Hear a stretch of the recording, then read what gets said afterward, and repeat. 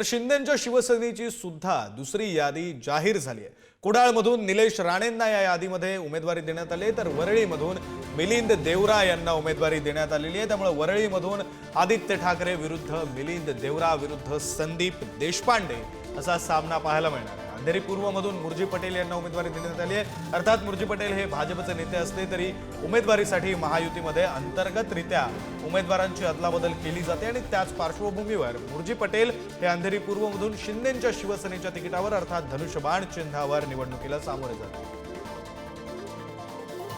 भावना गवळी या फोन लाईनवरून आपल्यासोबत जोडल्या गेलेल्या आहेत। रिसोड मतदारसंघातून खरं तर त्यांना उमेदवारी जाहीर झालेली आहे। भावनाताई, आधी तर तुमचं अभिनंदन आणि काय पहिली प्रतिक्रिया? हॅलो भावनाताई, आपला आवाज येतोय। रिसोड मतदारसंघातून आपल्याला उमेदवारी जाहीर झालेली आहे, त्या संदर्भात आधी तर तुमचं अभिनंदन। काय आपली पहिली प्रतिक्रिया, काय विश्वास वाटतोय निवडणुकी संदर्भात? नाही, विश्वास तर भरपूर आहे, कारण माझे मुख्य नेते आदरणीय एकनाथजी शिंदे साहेबांनी माझ्यावरती जो विश्वास टाकला आणि तो विश्वास सार्थ करण्यासाठी जनता पण माझ्यावरती विश्वास या ठिकाणी निश्चित टाकणार आहे, यात मला कुठलीही शंका वाटत नाही।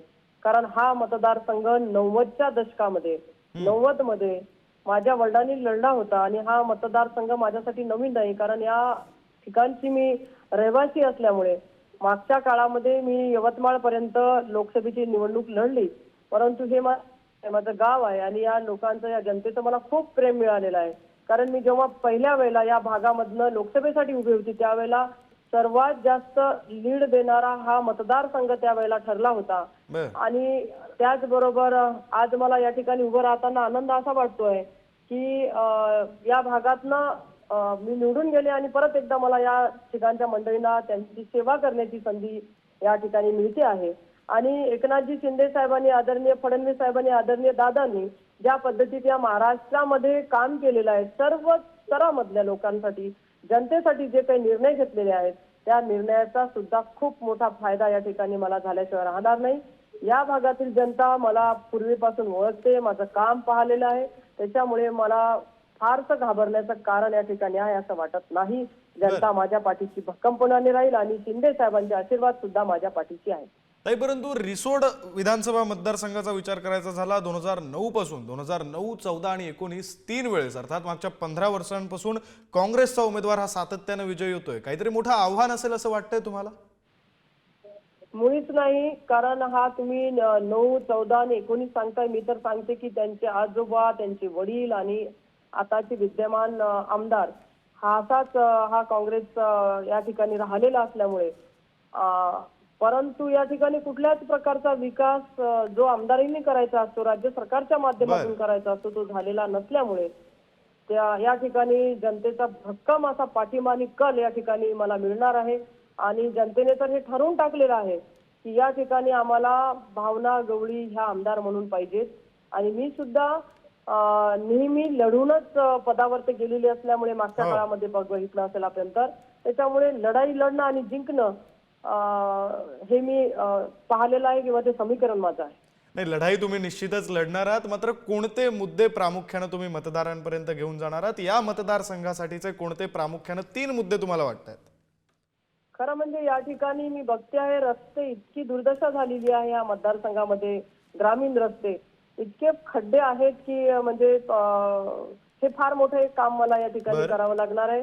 दुसरा शेतकऱ्यांचा विषय आहे, तो म्हणजे पांदन रस्त्याचा आणि पांदन रस्त्यावरती सुद्धा या ठिकाणी काम करावं लागणार आहे, स्वतः त्याच्यामध्ये लक्ष घालून हे काम करावं लागेल। हा तिसरा आहे, महिलांचं सक्षमीकरण, युवकांचं सक्षमीकरण किंवा त्यांना सपोर्ट देणं, हे सुद्धा मोठं काम या ठिकाणी चॅलेंज आहे, कारण माझा हा जिल्हा आकांक्षित जिल्हा आहे। जसं मी केंद्राच्या माध्यमातून आदरणीय मोदी साहेबांच्या आशीर्वादाने रेल्वे या जिल्ह्यासाठी आणली आणि रेल्वे याच जिल्ह्यामधल्या 2 ठिकाणी आणली, म्हणजे वर्धा, नांदेड, यवतमाळ रेल्वे सुद्धा मानोरा तालुक्यामध्ये बंजारा माझे बांधव जे आहेत, ती काशी आहे बंजारा समाज, त्या ठिकाणी सुद्धा आपण रेल्वे आणू शकलो। आणि म्हणून आजचे जे काही मागच्या काळामध्ये विषय मार्गी लावले, आता हे विषय राज्य लेवलचे असतील आणि निश्चित ते प्रश्न आदरणीय मुख्यमंत्री साहेबांच्या आशीर्वादाने मी सोडवेल भक्कमपणाने या मतदारसंघात। भावनाताई, एकंदरीत तुम्ही जे म्हणताय ते सगळे मुद्दे लक्षात आलेले आहेत। धन्यवाद, तुम्ही पुढारी न्यूजची बातचीत केली त्याबद्दल। तुम्ही विजयाचा विश्वास सुद्धा व्यक्त केलेला आहे, तुम्हाला पुन्हा एकदा शुभेच्छा। आणि यानंतर राजेंद्र गावित हे आपल्यासोबत फोन लाईनवरून जोडले गेलेले आहेत. आपण त्यांच्याशी बातचीत करूया. खरं तर नवी यादी ही जाहीर झालेली आहे. काय आपली पहिली प्रतिक्रिया राजेंद्र गावितजी? मी सर्वप्रथम राज्याचे मुख्यमंत्री एकनाथ शिंदे साहेब, त्याचप्रमाणे राज्याचे उपमुख्यमंत्री देवेंद्र फडणवीस साहेब, अजितदादा आणि डॉक्टर श्रीकांत शिंदे खासदार यांचे मी सर्वप्रथम त्यांना मनापासून मी म्हणजे त्यांचा आभार मानतो. पण हे करत असताना या ठिकाणी पालघर जिल्ह्यामध्ये गेल्या मागील 15 वर्षापासून या ठिकाणी मी प्रतिनिधित्व करतो आहे. तर या भागातले एक म्हणजे पालघर जिल्ह्याची निर्मितीपासून असेल, मेडिकल कॉलेज पासून असेल किंवा अन्य किंवा कुपोषणासारखे प्रश्न असतील, त्याचप्रमाणे स्थलांतराचे प्रश्न आहे. या प्रश्नांना मी त्या ठिकाणी न्याय द्यायचा निश्चितच प्रयत्न केलेला आहे. परंतु अजूनही काही कामं ही प्रलंबित आहेत आणि निश्चितच ह्या उमेदवारी मिळाल्यानंतर या ठिकाणी मी नेहमीच विकासाला या ठिकाणी म्हणजे पालघर जिल्ह्याच्या विकासाला मी महत्व दिलेलं आहे आणि त्या दृष्टिकोनातून आता पुन्हा एक आमदार म्हणून निवडून गेल्यानंतर माझी एक नैतिक जबाबदारी आहे की सामान्य माणूस केंद्रबिंदू म्हणून या ठिकाणी मी निश्चितच काम करण्याचा मी प्रयत्न करेन आणि राज्याच्या मुख्यमंत्र्यांनी ही जी काही मला जी संधी प्राप्त केलेली आहे त्याबद्दल पुनश्च मी त्यांना मी मनापासून धन्यवाद देतो. बरं गावितजी, तुम्ही विश्वास व्यक्त करताय, मात्र जो डेटा आपण पाहिला तर 2009 मध्ये तुम्ही आमदार होतात पालघर विधानसभा मतदारसंघातून. त्यानंतर 2014 मध्ये तुमचा पराभव झालेला आहे. 2016 आणि 19 म्हणजे या तीनही वेळा 14, 16, 19 शिवसेनेचे उमेदवार हे आमदार म्हणून निवडून आलेले आहेत. अर्थात तुम्ही आता शिंदेच्या शिवसेनेचेच उमेदवार आहात, परंतु शिवसेना सुद्धा दुभंगली गेलेली आहे. आव्हान असेल असं वाटतंय डोळ्यांसमोर? हे बघा, शेवटी प्रत्येक पक्ष हा त्याच्या परीने त्या ठिकाणी तो प्रयत्न करत असतो आणि कोणालाही म्हणजे कमजोर नेहमी म्हणजे आपलं कमजोर म्हणून कोणाला समजायचं नसतं, शिवाय कधीही ओव्हर कॉन्फिडन्स मानायचा नसतो. आपण म्हणजे शेवटी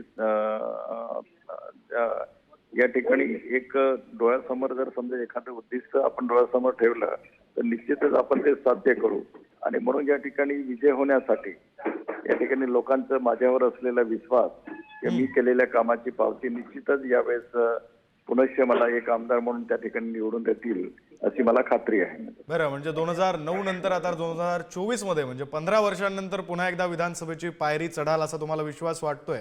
धन्यवाद राजेंद्र गावितजी, तुम्ही पुढारी न्यूजची बातचीत केली त्याबद्दल आणि पुन्हा एकदा तुम्हाला उमेदवारीबद्दल शुभेच्छा. बातमी आपण पाहतोय, शिंदेच्या शिवसेनेची दुसरी यादी ही जाहीर करण्यात आलेली आहे. दुसऱ्या यादीमध्ये 20 उमेदवारांचा समावेश आहे. शिंदेच्या शिवसेनेकडून दुसरी यादी जाहीर करण्यात आलेली, यामध्ये 20 उमेदवारांचा समावेश आहे. काही मुख्य नावं आपण पाहूया.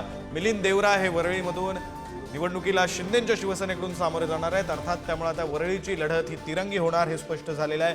मिलिंद देवरा हे शिंदेच्या शिवसेनेचे उमेदवार असतील. ठाकरेंच्या शिवसेनेचे उमेदवार म्हणून युवासेना प्रमुख उद्धव ठाकरे यांचे पुत्र माजी मंत्री आदित्य ठाकरे हे उमेदवार आहेत. तर मनसेकडून संदीप देशपांडे हे वरळीची निवडणूक लढत आहेत. त्यामुळे ही तिरंगी लढत पाहणं महत्त्वाचं असणार.